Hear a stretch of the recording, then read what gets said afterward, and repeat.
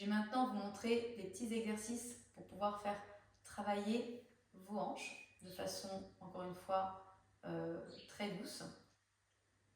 Vous allez rester assis sur votre tapis. Vous pouvez garder votre coussin de maternité ou bien le retirer pour voir un petit peu ce que ça fait et comment vous vous sentez. J'aimerais que vous puissiez coller vos plantes de pied l'une contre l'autre pour vous mettre dans la posture du papillon. La posture du papillon, c'est une posture en yoga qui permet d'ouvrir les hanches ici et ça va vous aider dans toute votre grossesse à ouvrir cette zone du corps qui va être vraiment sollicitée pendant l'accouchement. Souvent, quand on commence et qu'on est très tendu au niveau de cette partie du corps, ça va vous faire mal. On met des blocs ou bien ça peut être le bolster et ça peut être aussi votre coussin de maternité sous les genoux pour pouvoir garder de la hauteur ici et avoir un support sur lequel poser nos genoux. Là, ici, dans la posture du papillon, vous pouvez bien entendu, si vraiment ça vous fait très mal, venir mettre des petits blocs sous vos genoux. L'idée, c'est dans un premier temps, donc on va faire ça en deux phases. La première phase, c'est lorsque je suis assise ici, dans la posture du papillon, j'ajuste mes pieds. Alors, plus je vais avancer mes pieds vers l'avant, plus je vais laisser de la place pour mon ventre et surtout, je vais vraiment libérer de la tension au niveau des adducteurs et je serai, c'est plus confortable. Plus j'avance mes talons vers le pubis et plus, voilà, vous voyez, les genoux sont pliés, ça me demande plus d'écartement au niveau des hanches et du coup, mon dos a tendance à s'arrondir derrière.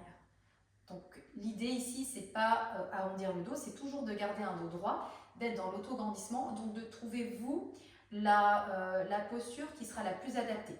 Mettez en dessous, n'hésitez pas à mettre en dessous un petit coussin. Donc moi je vais prendre, comme j'ai pas mon coussin de maternité, je vais mettre voilà, mon petit coussin sous les fesses. Gardez votre coussin sous les fesses, c'est très bien. Ok? Et donc ici, dans la posture du papillon, dans un premier sens, c'est de rester ici, de rester dans cette posture-là et de diminuer au fur et à mesure la hauteur des blocs pour pouvoir ressentir un petit peu plus d'ouverture. Donc ça, on le fait progressivement, on ne fait pas tout de suite. L'idée, c'est pas d'avoir des hanches hyper flexibles et hyper ouvertes parce que on a chacune une morphologie qui est différente. Et donc, certaines personnes qui vont vraiment travailler cette posture sur du long terme, peut-être n'arriveront jamais à avoir les genoux qui vont toucher complètement le sol. Là n'est pas la question. Le principe, c'est de pouvoir, vous, avoir un premier ressenti de ce qui se passe dans vos hanches, ici. Et au fur et à mesure des exercices, au fur et à mesure des séances, de ressentir cette zone qui sera un petit peu plus relâchée. Et encore un petit peu plus, et encore un petit peu plus, et encore un petit peu plus.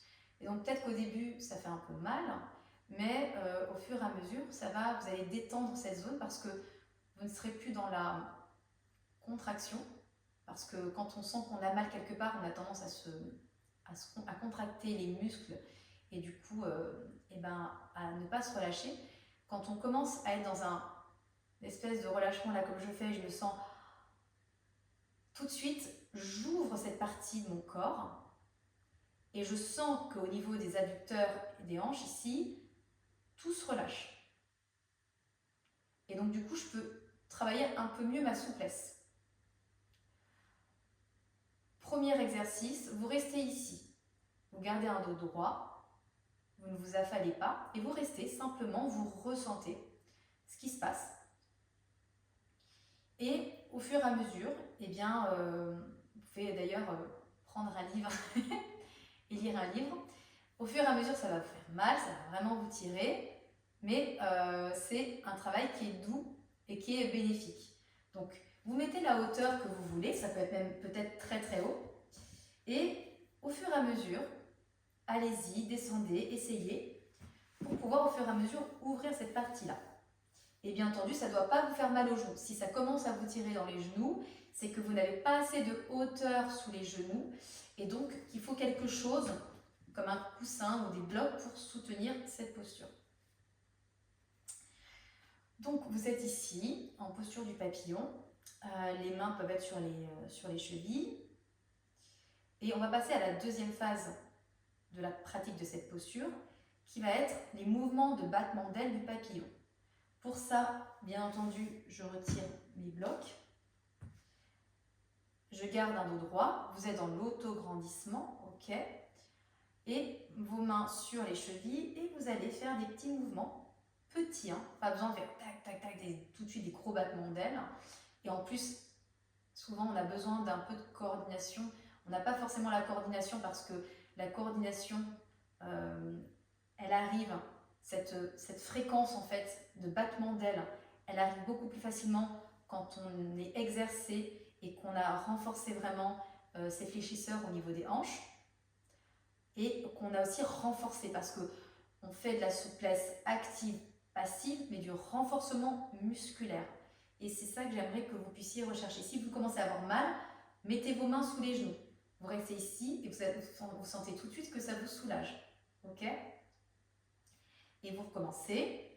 Quelques battements d'ailes de papillon. Vous pouvez commencer par 5, 4, 3, 2, 1. Vous attrapez les genoux, vous resserrez légèrement. Vous pourrez le faire complètement après, mais là déjà, vous soutenez. Donc, en soutenant, vous remontez vos genoux et ça vous fait beaucoup de bien, ça relâche en haut des cuisses.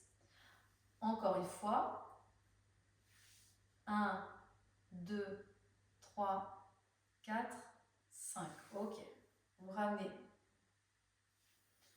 1, 2, 3, 4, 5. Vous ramenez.